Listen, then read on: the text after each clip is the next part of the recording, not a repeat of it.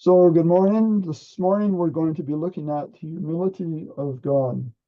And a week ago, some of us went to a study with another local group, and that was a study about humility. There's many good verses shared and some great discussion. And before I even went, I knew what the topic was, and I thought that would be a good study topic for us to follow up our study on sovereignty. So we're going to do that today. And of course, we've been studying many biblical terms with the goal of understanding them in light of the truth of God's character.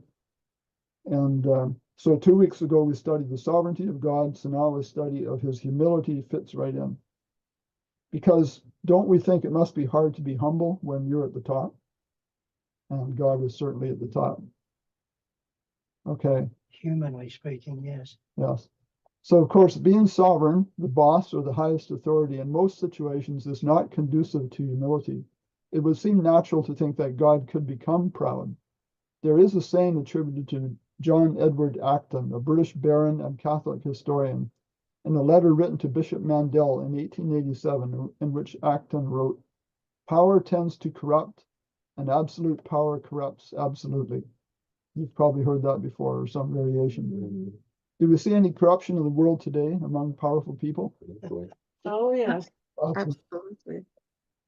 If God is sovereign, so there's no one over him that he must answer to, and he also has all power in the physical sense, wouldn't we, in our experience, expect there to be a risk of corruption on God's part?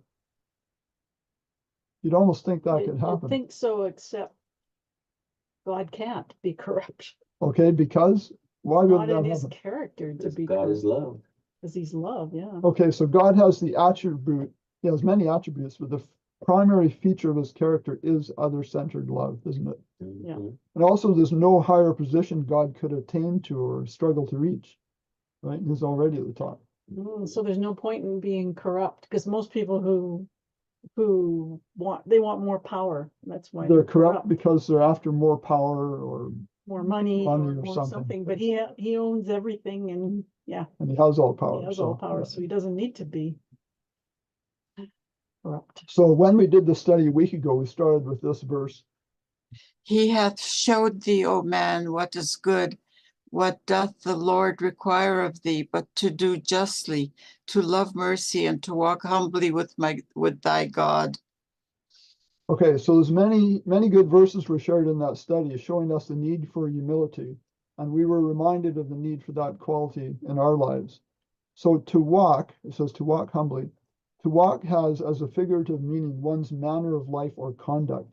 Does walking with God suggest living in a godlike manner? Does that make sense? Mm-hmm. Yeah.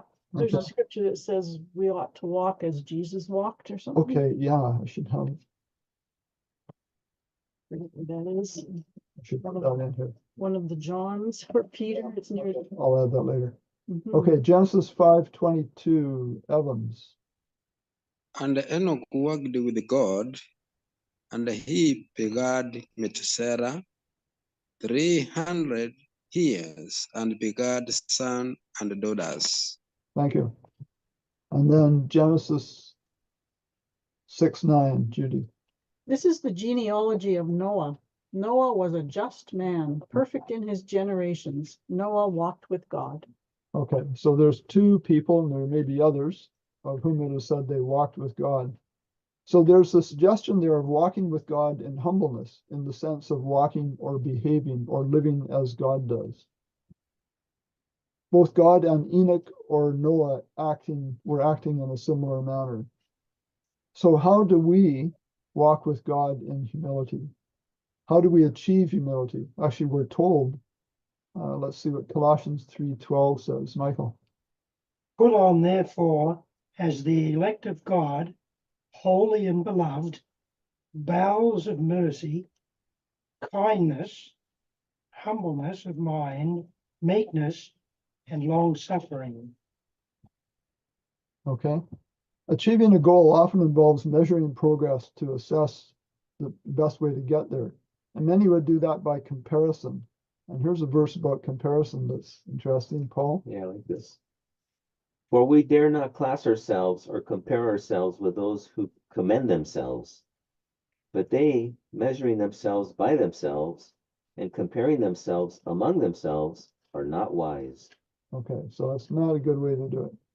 So Micah 6:8 says, walking humbly with thy God. The walking is not how you physically walk, but it is the way you conduct your life governed by your mind, your character.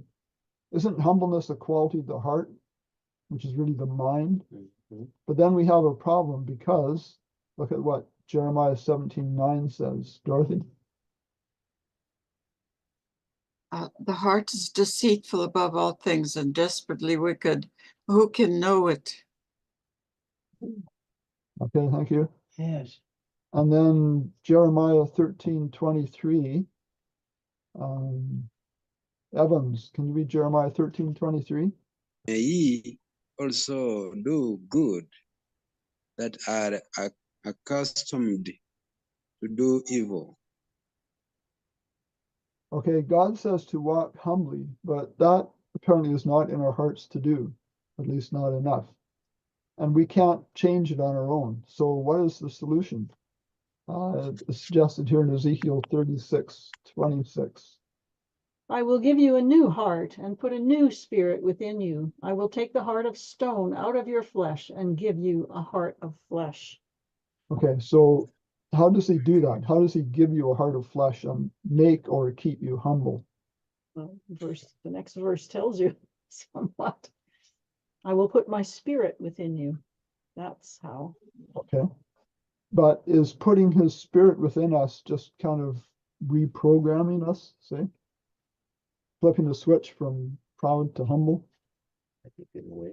You know, we've got to want this. We've got to, what would be the words? We want to become like he is, right? Right. We want to follow his way. Yeah. So we've got to want it implies that he won't do it to us. He won't reprogram us or anything unless we are willing. Correct. Okay. Because he won't force us.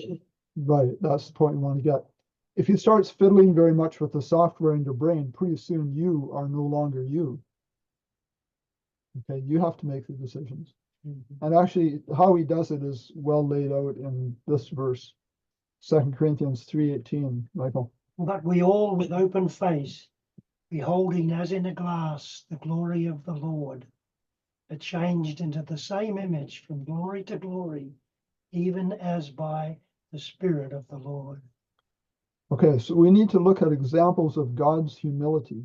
You might not have even thought about God's humility before, but so when we start looking, it's surprising how many there are. There's quite a few of them. And let's start with 1 Corinthians 3:4, Paul, 13:4. Okay. Love suffers long and is kind. Love does not envy. Love does not parade itself, is not puffed up.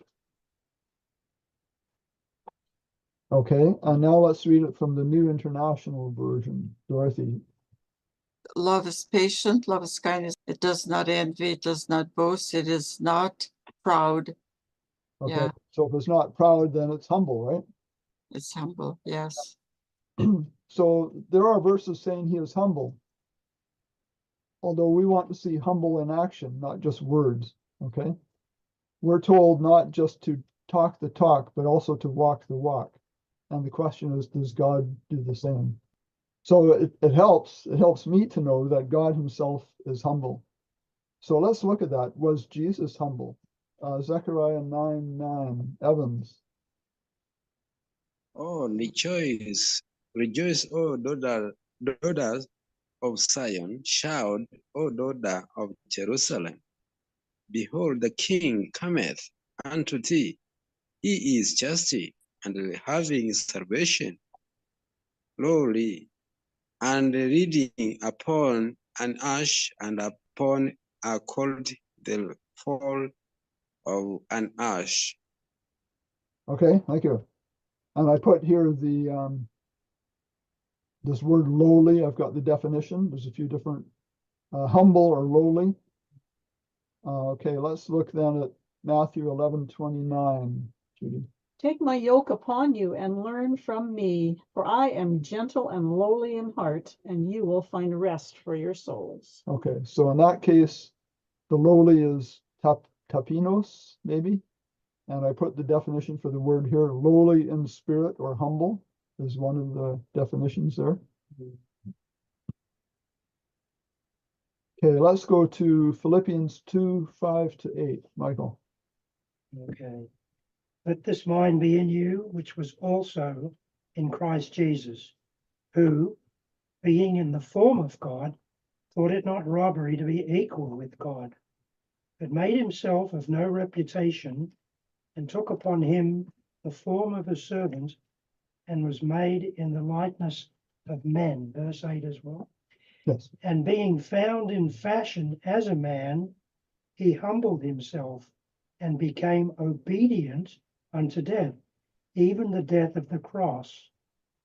Would you call that even an extreme example of relinquishing sovereignty and stepping down? Absolutely. Actually, from the highest to the lowest, right? Yep. And to serve rather than be served. Yeah. Okay, now this is interesting as we make the transition from talking about Jesus to talking about his Father. John 14:9. Paul. Yeshua said to him, have I been with you so long, and yet you have not known me, Philip? He who has seen me has seen the Father. So how can you say, show us the Father? Okay, if you've seen me, you've seen the Father. So he is suggesting that his Father is just like him. Would that include in humility? Yes. Okay. It does not act disgracefully, it does not seek its own, it is not provoked, does not keep an account of wrong suffered. He's talking about love again. Yeah. Okay, thank you. So if a person is proud, they will not admit they're wrong. They will think they are the best. Okay, if they're proud, and will insist on having things their way because, like, I know best, they might say. But love doesn't do that. Okay, so Dorothy read this from the New American Standard Bible. Now let's read it, New International Version. Evans. Or rude, it doesn't not insist on its own way. It is not irritable or resentful. Okay, good. It does not, love does not insist on its own way. Okay, so now we could ask the question, God, and I put here love, does not insist on his own way. Now, to a lot of people, that might seem kind of surprising. Doesn't he insist on us doing things his way? That's what we've been led to believe. Yeah, we're led to believe that the Bible teaches exactly that God insists on obedience, insists on doing things his way. Yeah, like us. So are there examples in the scripture of God not insisting on his own way? Well, it turns out there's quite a few. And there's a principle I refer to as divine accommodation. Accommodation where God does not insist on getting his own way, but even gives in, we could say, to the wants and desires of others. And this is a good verse for that. Not talking about a specific example, but in general, God does this. Psalm 145:16. You open your hand and satisfy the desire of every living thing. Okay, notice not just the need, but the desire.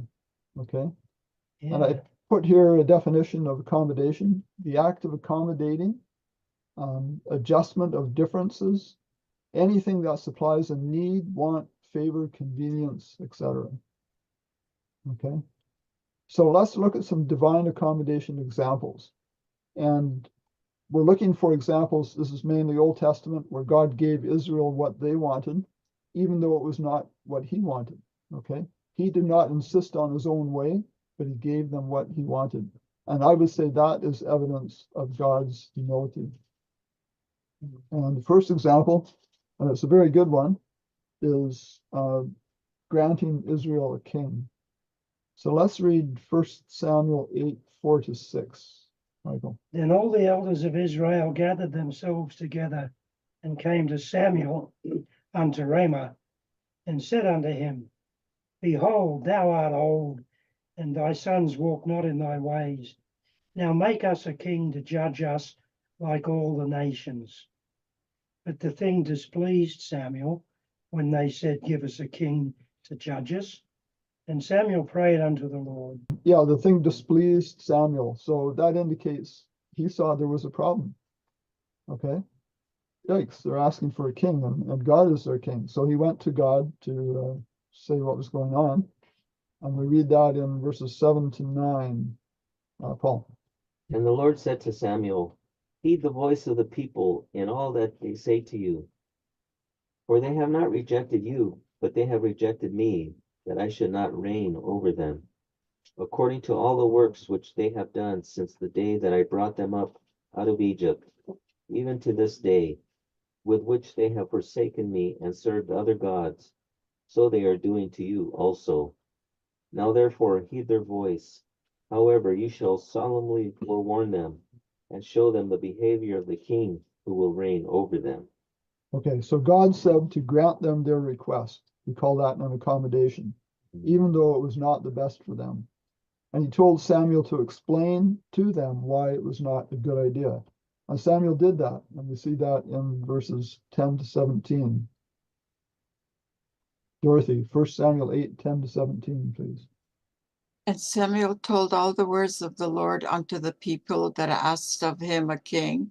And he said, this will be the manner of the king that shall reign over you. He will take your sons and appoint them for himself, for his chariots and for his horsemen. And some shall run before his chariots. And he will appoint him captains over thousands and captains over fifties, and will set them to ear his ground, and to reap his harvest, and to make his instruments of war, and instruments of his chariots. And he will take your daughters to be confessionaries, and to be cooks, and be bakers. And he will take your fields and your vineyards, and your olive yards, even the best of them, and give them to his servants. And he will take the tenth of your seed, and of your vineyards, and give them to his officers and to his servants. And he will take your men servants and your maid servants and your goodliest young men and your asses, and put them to his work. He will take the tenth of your sheep, and ye shall be his servants. Okay, does that sound like a good deal For the No king? way. For the king, yes. for the king? I don't know why the people would accept that, except they were set on having a king. They wanted to be like all the other nations. Crazy. Be careful what you ask for. Yeah, exactly. So God had Samuel tell them that they would have to bear the consequences of their decision. And we just read all those consequences listed out as to what would happen. So let's read verse 18. Evans, 1 Samuel 8:18. And ye shall cry out in that day because of your king, which ye shall have chosen you. And the Lord will not hear you in that day. So even after having the dangers of a monarchy explained to them, they still insisted on having a king, which was granted. Okay, verses 19 to 22. Nevertheless, the people refused to obey the voice of Samuel, and they said, no, but we will have a king over us, that we may be like all the nations, and that our king may judge us and go out before us and fight our battles. And Samuel heard all the words of the people, and he repeated them in the hearing of the Lord. So the Lord said to Samuel, heed their voice and make them a king. And Samuel said to the men of Israel, every man go to his city. This verse from 1 Chronicles 29:32 is very interesting. This verse shows that it is the Lord who should have been reigning over them.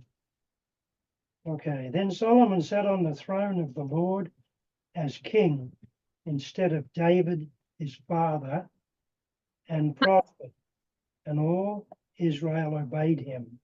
Okay, so the point is, it's the throne of the Lord. There should have been God on that throne. Okay. Yeah, So it could say, instead of the God of Israel. Notice, because either David or Solomon were both there in his place, right? Notice also that the people did not entirely reject God. They just rejected God's role of reigning over them and directing their affairs. via the prophets, such as Samuel, as he had done previously. They wanted a king instead. So is that a clear example of accommodation, of God giving in to the desires of people, Oh, yeah. Yes. of God's humility? And it's, in a way, it's the best example, because not only did he give them what they wanted, but he stepped down and allowed them to put someone else in his place. That's essentially what happened. Okay, and he went further than that even. Since there was no established monarchy and line of succession from an established monarchy, who would be king? God knew the sort of king they desired. He made the decision and chose a man that would please them, okay, not himself. So on the day the king was presented, they were reminded again that it was not a good idea. 1 Samuel 10:19. But you have today rejected your God, who himself saved you from all your adversities and your tribulations. And you have said to him, no, set a king over us. Now therefore present yourselves before the Lord by your tribes and by your clans. So remember, when Saul was chosen, he was head and shoulders above the others. Okay, so he was very much appealed to them to be their leader. So let's read this, 1 Samuel 10:23-25, Dorothy. And they ran and fetched him thence, and when he stood among the people, he was higher than any of the people from his shoulders and upward. And Samuel said to all the people, see ye him who the Lord has chosen, and there is none like him among all the people. And all the people shouted and said, God save the king. Then Samuel told the people the manner of the kingdom, and wrote it in a book, and laid it up before the Lord. And Samuel sent all the people away, every man to his house. Okay, so they liked Saul. They thought he'd be a great king. So the manner of the kingdom that Samuel wrote in a book was what he had told them earlier in these verses we read. After Saul's first military victory as king, Samuel presented him again, confirming that he was their choice. 1 Samuel 12:13, Evans. Now therefore, behold the king ye have chosen, and whom ye have desired. And behold, the Lord had set a king over you. Okay. So really, Saul was their choice, not God's. This was another accommodation on God's part. God picked Saul, but he was a man who matched the ideals of what the people wanted. If God had felt free to pick a man to be king at that point, like a man he wanted, it would have been someone like David, right? I don't have that verse in here, but he referred to David. I don't think I have it, a man after his own heart. So again, it was confirmed that what they had done was sinful in 1 Samuel 12:19-20. And all the people said to Samuel, pray for your servants to the Lord your God, that we may not die, for we have added to all our sins the evil of asking a king for ourselves. Then Samuel said to the people, do not fear, you have done all this wickedness, yet do not turn aside from following the Lord, but serve the Lord with all your heart. Okay. So while they had done wickedly, they had not totally turned from following God, and he continued to work with them despite their rejection of him, really. That's humility, I would say. And even when Saul didn't work out, God continued allowing the monarchy, but he personally chose the second king. Okay, here we have about David, 1 Samuel 13:14. Okay. But now thy kingdom shall not continue. The Lord hath sought him a man after his own heart, and the Lord hath commanded him to be captain over his people, because thou hast not kept that which the Lord commanded thee. So God, while not approving, worked with them within the choices they had made. And we know that God did not approve of Israel having a monarchy, but he continued to accommodate them. And where did that lead? Wasn't to a good place, was it? No. No, not at all. So this verse shows that to begin with, God was their king. 1 Samuel 12:12. And when you saw that Nahash, king of the Amorites, came against you, you said to me, no, but a king shall reign over us, when the Lord your God was your king. Okay, so God was their king. And ultimately, they, or at least their future leaders, said in John 19:15, Dorothy. Away with him, crucify him. We have no king but Caesar. Oh dear. Yes, oh dear, that's pretty much ultimate rejection there. Certainly would have stung, wouldn't it? Yes, absolutely. God was hurt very much about it, I think. Think how he must have felt when he heard that. Yeah, exactly. Now we're going to look at, I've titled this Moses Turns God Down. And it's another good example of God accommodating. So remember, God met Moses at the burning bush and gave him the good news about this plan to deliver Israel from Egypt. And it was good news to Moses even. Of course, he had been there and his people were there until Moses learned that he was to be the one to lead them out. That didn't excite him very much here. Let's read Exodus 3:10, Evans. Come now, therefore, and I will send to thee unto Balaam, that thou mayest bring forth my people, the children of Israel, out of Egypt. Okay, so God's plan was to send Moses to Pharaoh to speak on his behalf and negotiate, or we could say even demand, Israel's release. So I'm going to expand on this little illustration here. I call this Plan A. God appoints Moses to speak. That was the original plan. How should Moses have responded to that? Yes, God, I'll do it. Okay. Yes, or something like Isaiah said, here am I, send me. Okay, that would have been a good response. But let's see what Exodus 4:10 says about that, Judy. Then Moses said to the Lord, O my Lord, I am not eloquent, neither before nor since you have spoken to your servant, but I am slow of speech and slow of tongue. Okay, so Moses objected with an excuse. Why did he do that? Maybe he truly felt that No he trust. Didn't trust? didn't trust. Yeah. Judy, you said, Maybe he truly felt he couldn't do it. He just felt inadequate. Yes, he did. Might have been fearful of going back to Egypt too. yeah, I mean, he had fled there, one Right. thing, yeah. So it was either a legitimate concern or he just wanted out or some mixture. We don't know exactly. Okay. But anyway, he objected. So we've got God appoints Moses to speak. That was plan A. And this line down here is showing Moses' objection. I'm not eloquent and am slow of speech. So Moses was making excuses, basically saying, no thanks. And how did God reply? Did he strike Moses dead?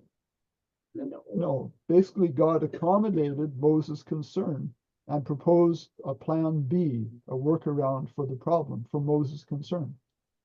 4:11-12, Michael. And the Lord said unto him, who hath made man's mouth? Or who maketh the dumb, or deaf, or the seeing, or the blind? Have not I the Lord?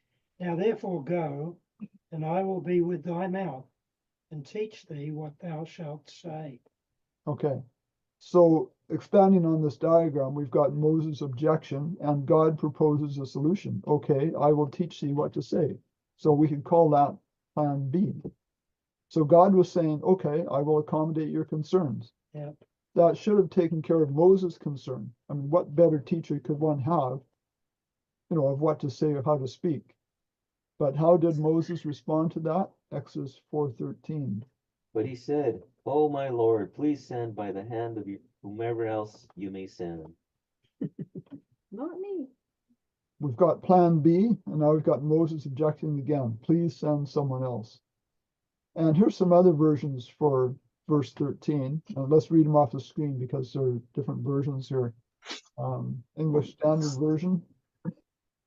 Dorothy? But he said, oh my Lord, please send someone else.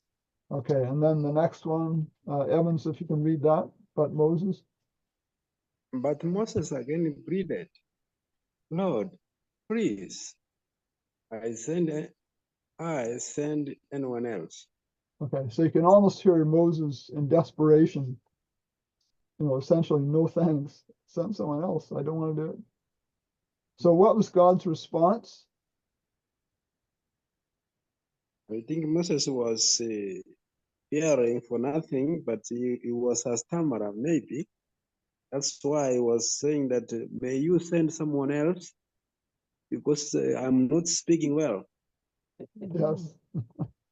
And he said, Is not Aaron the Levite your brother? I know that he can speak well. And look, he is also coming out to meet you.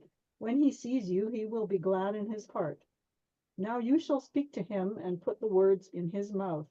And I will be with your mouth and with his mouth, and I will teach you what you shall do. So he shall be your spokesman to the people, and he himself shall be as a mouth for you, and you shall be to him as God.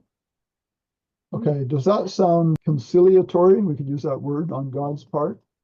Is God giving in at least partly to what Moses wants? Yep. Isn't he trying to make it easy on Moses? Yep. So now let's read verse 14 again, noticing the first part that I left out above here. So Exodus 4:14, Michael. And the anger of the Lord was kindled against Moses. And he said, Is not Aaron the Levite thy brother? I know that he can speak well. And also, behold, he cometh forth to meet thee. And when he seeth thee, he will be glad in his heart. Okay, so does the anger of the Lord was kindled, having those words in there, seem like a contradiction? Well, it depends what you mean by anger, I suppose. Yeah. So it depends on how you define anger or wrath. And I put the link in here because we've talked about that before, but it's there if anyone wants to go see. So now we have God humbly giving in to Moses and agreeing to send Aaron, and we could call that plan C. Okay, so God appoints Moses to speak. Moses says, no thanks, I can't talk well. Moses said, I'll teach you what to say. Moses objects again, send someone else. And then God, in anger or wrath, says, okay, I'll send Aaron. And we can call that plan C. And finally, in verse 18, it says, and Moses went. So no more objections. He finally went. And the later history, when you look at the golden calf incident, showed that Aaron, in that position of spokesman for Moses, caused problems for Israel, with the golden calf especially. So it was not the best arrangement, certainly not God's original plan, his plan A, yet he made another accommodation to meet Moses' concerns. So the account of this concession leading to plan C starts with the anger of the Lord was kindled against Moses, followed by not a punishment for disobedience, not even a rebuke, but simply by suggesting an alternate arrangement that would be more acceptable to Moses. It could be that the anger was simply his withdrawal to not be with Moses' mouth as originally proposed, and to instead appoint an intermediary spokesman. There was certainly no indication that the anger was what we would commonly understand to be anger. There were no words of reprimand, no angry actions were mentioned. In fact, consider what was said. The angry Lord mentioned Moses' brother. He complimented Aaron's speech. He said Aaron was coming to meet Moses. He said Aaron would be glad to see Moses. And he said that Moses would be to his brother as God. Is there any angry words in there? No. It's even hard to imagine those would be spoken in an angry tone of voice. And surely Moses would have been glad to see his brother after 40 years. Because he had been away from Egypt that long. So God's anger, wrath, fury, etc., is consistently used in Scripture in association with his withdrawing from people or from certain aspects of their life or situations. There are certainly times when he abandons them to a much greater degree than simply not using them as a spokesman to a Pharaoh. If they are abandoned or given up to their enemies, to themselves, or to the destructive forces of nature, much worse consequences can come. So Moses was not giving up on or rejecting God. He simply did not want to be God's spokesman. No doubt he lost a blessing through his reluctance, but God accommodated his wishes. And this whole story, we can see it follows a pattern of, and notice the color coding here. First of all, man sinning, then God in wrath or anger accommodates the sinner, and finally trouble comes. And that's referred to and explained more on this page. And I've actually found 70 examples of that pattern in scripture, and I'm sure there's more. So we can lay it out here. Moses' sin of distrust caused the Lord's anger or wrath, which was manifested in him accommodating at Moses' own request, in the sense that he would then not use Moses directly as a spokesman to Pharaoh, as he had proposed, and instead he appointed Aaron in Moses' place in that role. And we know the trouble that resulted later from Aaron holding that position of authority, which was the golden calf incident. So even though it was not what was originally proposed by God, not his plan A, God accommodated Moses' concerns and went with plan B and even plan C. So I've put here, just to show the pattern a bit more, this word SWAT here. So the S is man's sins, and typically I'll use green for that because the first sin was in the green garden. And then the W is God in wrath or anger, because the color red is used for, red hot anger. And W, we can actually put the word weeping in there. That comes into it. And we'll see some verses. And then the A is accommodates. God accommodates or yields to man's desires. We could say God leaves back to the blue sky. Okay, that's why I use blue. Might just be leaving in the sense of leaving man to his own results of his own choices. And the T is the trouble that comes from another source, not from God. Okay, and orange is the color for warning. So the weeping even comes into this here. Let's look at Isaiah 63:9. Paul. In all their affliction he was afflicted, and the angel of his presence saved them. In his love and in his pity he redeemed them, and he bore them and carried them all the days of old. Okay, so God himself was afflicted, this is saying. Okay, let's go to Mark 3:5. Dorothy. And when he had looked round about on them with anger, being grieved for the hardness of their hearts, he saith unto the man, Stretch forth thine hand. And he stretched it out, and his hand was restored whole as the other. Okay, with anger being grieved.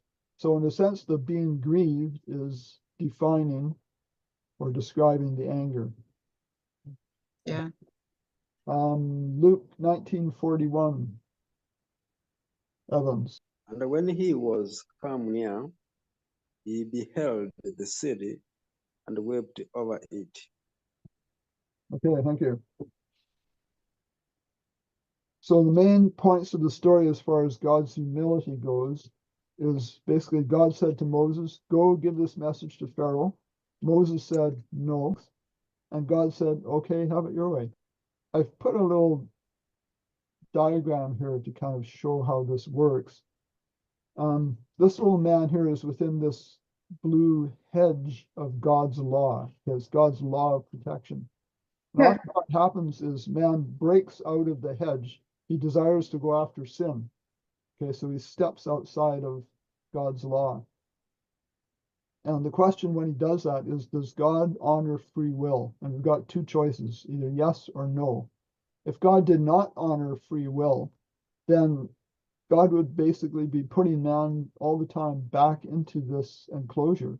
I've even put, a piece of plywood and a hammer and nails here covering it up. He won't let man out to do what he wants to do. And the result, if God dealt with our choices that way, would be that man is protected and controlled. Protected, but controlled and with no free will. Not allowed to step outside of that. If God honors free will, which I believe he does, then God leaves the breach open. If we break open the wall because we want to step outside of God's law, he lets us do that. But the result will be that we experience the consequences. We're free, but we reap the natural results of that choice to step outside of God's law. And here's just kind of another version of the same thing, shown in a different way. God's law is meant as a hedge of protection.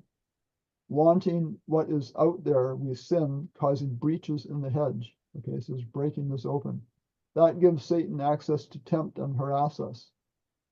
And some people will rebel, rejecting God's law entirely and step outside of his protection. And then they are entirely unshielded from Satan's attacks.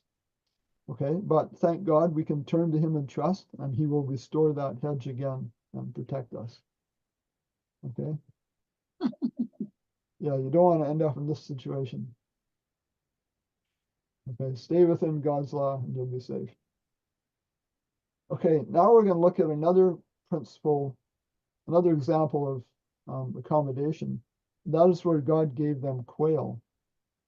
Okay, here's a nice picture of a quail. It's not like the quail we have around here, of which we have many. But this is a quail, the European quail. And I've got an article here and I've got the link. You could go and read the whole thing. I'm just going to read a couple of highlights. This is from sciencenordic.com, and this is a very new article, actually. In the Old Testament, the book of Numbers recounts that many Israelites died after the consumption of this poisonous bird during their exodus from Egypt.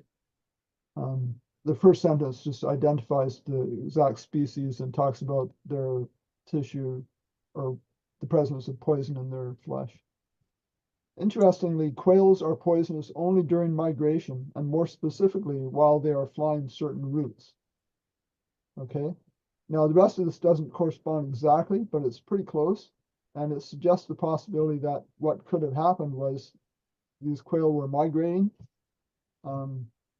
because they, murmured and complained and wanted this flesh food. God accommodated that desire and basically withheld his protection, as when he withheld his protection about the serpents in the wilderness. The winds blew these poisonous quail in and people died. Okay, now here's an interesting verse, Ezekiel 20:23-25. Also, I lifted my hand in an oath to those in the wilderness that I would scatter them among the Gentiles and disperse them through the countries, because they had not executed my judgments, but had despised my statutes, profaned my Sabbaths, and their eyes were fixed on their fathers' idols. Therefore, I also gave them up to statutes that were not good and judgments by which they could not live. The King James just says, wherefore I gave them also statutes. Judy read the New King James, I gave them up to statutes. Okay, either way, he allowed them to have their free will. This word gave is the Hebrew word nathan. And actually, this is a good example of the fact that many Hebrew words can be translated in a great variety of ways. This original word nathan is translated 116 different ways in the King James Bible. That's quite a few choices for the translators. And it's often done in a permissive sense. Like, not that he gave them because he wanted to, but he gave them in the sense he allowed them to have something. Okay.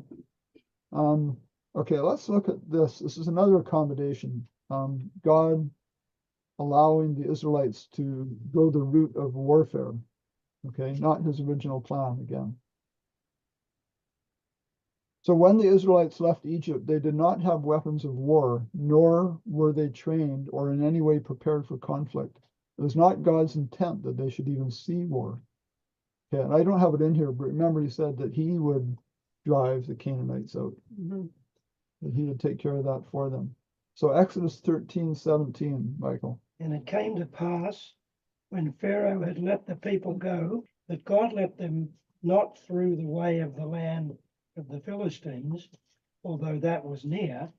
For God said, lest perhaps the people repent when they see war, and they return to Egypt. Okay, any comments? We certainly didn't want them to even see war, experience it at all. Yeah, he didn't want them to fight at all. No. There was lots of them, like it could be a big army, but had women and children, flocks and herds. They had no military training, no weapons when they left Egypt. However, it seems that the Israelites, seeing the dead Egyptian soldiers on the seashore after the Red Sea incident, acquired their weapons. Exodus 14:30, Paul. So the Lord saved Israel that day out of the hand of the Egyptians, and Israel saw the Egyptians dead on the seashore. Okay. So in taking those weapons, Israel made a decision that they would use arms in their own defense rather than waiting on God, who had promised to defend them. That is an assumption, isn't it, Ray? I was just going to say that. It's an Verse 30 assumption. doesn't specifically state that. It's just something that we can see no other way around them acquiring weapons. Yeah. Certainly God wasn't going to give it to them. And as slaves in Egypt, they wouldn't have been allowed to have weapons, I wouldn't think. Yeah. No. It's an assumption, but it's an assumption based on, it's just reasonable. I mean, they wouldn't have been given weapons. It doesn't say they were given weapons when they left Egypt. It's a good assumption. Yeah, a good assumption. And they Okay. didn't have the means to make weapons. And when they first used the weapons against the Amalekites, who were, remember, they came from behind and were killing the stragglers, basically. That was early on. That was before Sinai. And they already had those weapons. They must have, because they fought a war against an armed enemy. Okay. And God's actions in the Old Testament must be consistent with what Jesus taught. I and my Father are one, he said. And here's something Jesus said about weapons, about a sword. Matthew 26:52. Put up again thy sword into his place, for all they that take the sword shall perish with the sword. Okay.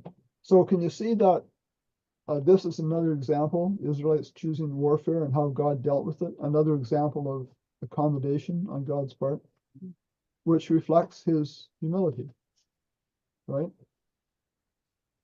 Now we'll look at another one here, allowing divorce. So let's read about God's original plan for marriage, Genesis 2:24, Dorothy.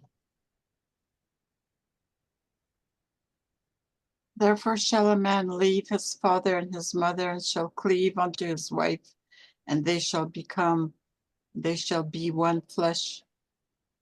Okay. So the New Testament actually gives a reason for God later allowing divorce. Matthew 19:5-8. Evans. And I said, for this because shall a man leave his father and mother, and shall cleave to his wife, and they twain shall be one flesh. Wherefore they are no more twain, but one flesh. What therefore God had joined together, let no man put asunder. They say unto him, why did Moses then commanded to give a writing of divorce and to put her away?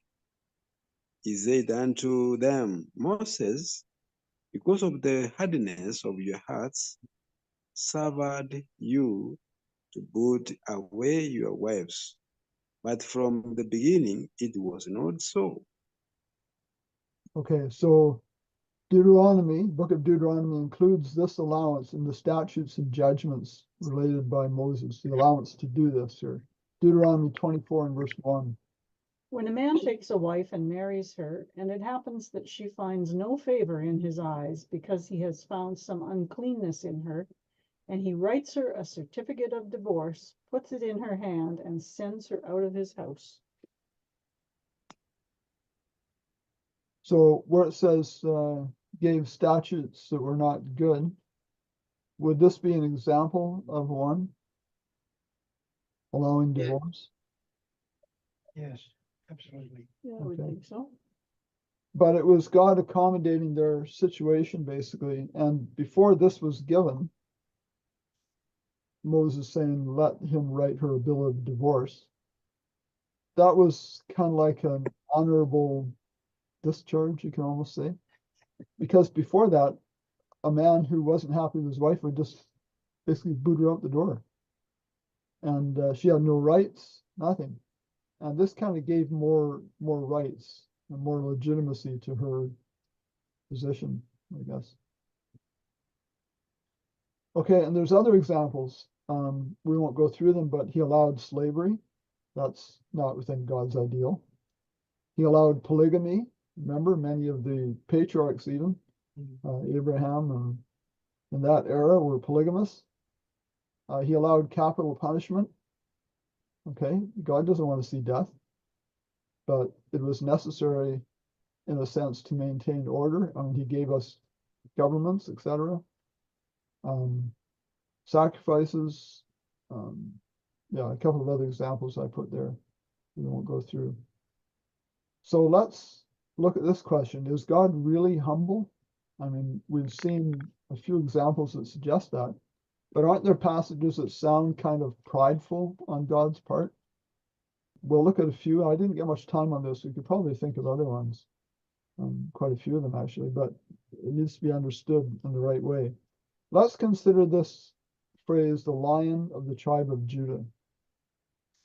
And one of the elders said unto me, Weep not. Behold, the Lion of the tribe of Judah, the root of David, has prevailed to open the book and to loose the 7 seals thereof. Okay. The Lion of the tribe of Judah is, how would you characterize that terminology? Well, we know that's referring to Yeshua, Yes. but he doesn't sort of behave like a lion as Satan is a lion. Okay. He behaves more like a lamb, Okay. right? That's why he's referred to as a lamb. Right. So the Lion of the tribe of Judah is almost contradictory, and you'll see pictures in Christian material of, a powerful lion representing Yeshua. It kind of makes him sound more prideful than humble almost. Yeah. Anyway, I've put the link here for a study we did on the Lion of the tribe of Judah. And let's take note that prevailed is usually translated as overcome. Okay, as in these verses, Revelation 12:11. Paul. And they overcame him by the blood of the Lamb and by the word of their testimony, and they did not love their lives to the death. Okay, and then Revelation 3:21, Dorothy. To him that overcometh will I grant to sit with me in my throne, even as I also overcame and am set down with my Father in his throne. Okay, so prevailed there in Revelation 5:5 is translated, the same original word is translated as overcame in these verses. And here's another one actually, 1 John 5:4, Evans. For whatsoever is born of God overcometh the world, and this is the victory that overcometh the world, even our faith. Okay, so that word is most often used as overcoming through faith. And prevailed, the way it was used in Revelation 5:5, sounds more like prevailing over someone else, like to conquer, which starts to sound rather military, like overcoming by power and might. So on careful examination, this is very interesting. The Lion of the tribe of Judah is what kind of a lion? It actually tells us in Genesis 49:9, Judah is a lion's whelp. Okay, so Cub. yeah, it's actually a cub. It's not a full-grown male fierce lion. Okay, and Ezekiel 19:2 is interesting. It talks about a lioness who lays down nourishing. She nourished her whelps. Okay, nourished her whelps, and she's lying down. She's nursing them. This tells me that a whelp is actually a nursing lion cub. That's in contrast to this verse, 1 Peter 5:8. Be sober, be vigilant, because your adversary, the devil, walks about like a roaring lion, seeking whom he may devour. It's interesting to lay out and look carefully at the contrast here. Jesus is the Lion of Judah, a lion cub being fed, and Satan is a roaring lion looking for someone to eat. Okay, quite a contrast there, right? Mm. In Philippians 2:6, it says, Jesus thought it not robbery to be equal with God. In Isaiah 14:14, Satan said, I will be like the Most High. Okay. And Jesus humbled himself to the point of being obedient unto death in Philippians 2:8. And Satan said, or it said of Satan, thine heart was lifted up. So exactly the opposite in each case, right? Quite a Yeah. contrast. Yeah. So this line of the tribe of Judah is not coming with lightning in his fists, as the song goes. Rather, our awesome God is so awesome because he can overcome while being humble without using force, and while by putting others first, because he does respect the free will of others. You know, we're just looking at things that might suggest that God has pride, perhaps, and trying to sort those out. Let's look at this verse, Isaiah 6:1, Michael. In the year that King Uzziah died, I saw also the Lord sitting upon a throne, high and lifted up, and his train filled the temple. Okay. And I put a few things in here. I didn't quite get a chance to get all this worked out here, but what does high and lifted up suggest? To me, it's So high it's- and lifted up, like Mhm. it physically high above. Okay, which might suggest what? Exalted. He's exalted, he's honored, Okay, exalted and he's honored. magnified. Right, okay, all good terms. But does he do that himself? No, Of course not. Okay, so how is he high and lifted up then? as we exalt him, or people exalt him. The Okay, angels exalt him. angels exalt him. Someone mentioned physically. Mhm. We know I think it's in Ezekiel, it talks about cherubim lifting his throne and moving him around. Right? He doesn't lift himself up, he's lifted up and honored by others. No. Okay, that's the point. Okay, a few verses I did get here. You shall have no other gods before me. Okay.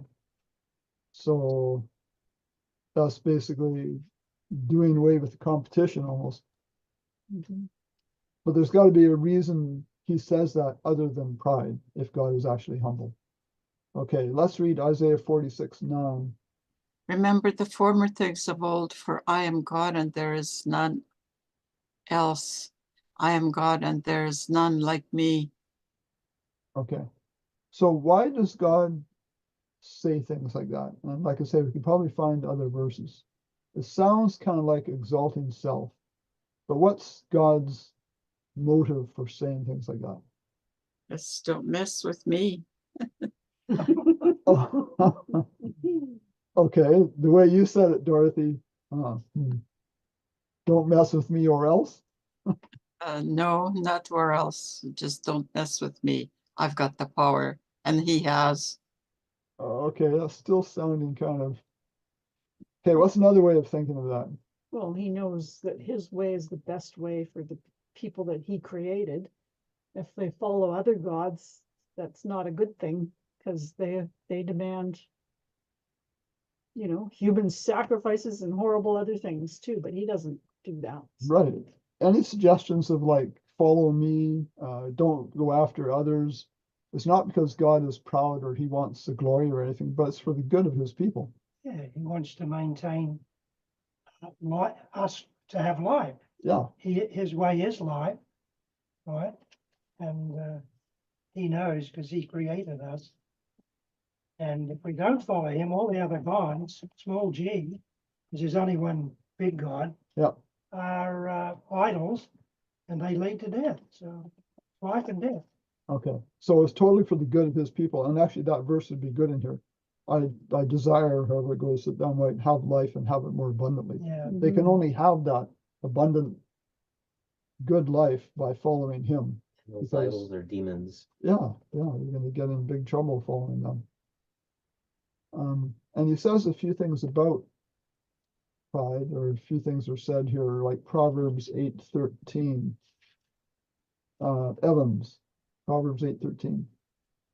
Okay, the fear of the Lord is to hate evil, pride, and arrogancy, and the evil way and the froward mouth do I hate. Okay.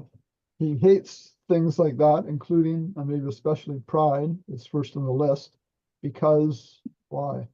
Well, again, it leads to death.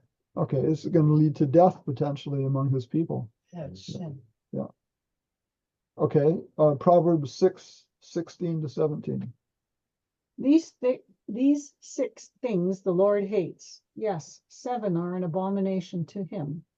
A proud look, a lying tongue, hands that shed innocent blood. And then Okay, there's more. and there's more on the list. That's the first verse in the list, and the first one in the list is a proud look. Okay, he does not like pride. In fact, we understand that pride in Satan's heart, it seems, was quite possibly the first sin ever. Not just among people, but ever. Envy. Yeah. Mm, Well, if you're busy loving yourself, you're not loving God and others. right, right. Resist not evil, let him have thy cloak also. If he demands to go a mile, go with him 2 miles, that ye may be the children of your father. Okay, that you would be like your father, because your father would do such things. And this is a good verse to end with, I think. But we all, with unveiled face, beholding as in a mirror the glory of the Lord, are being transformed into the same image from glory to glory, just as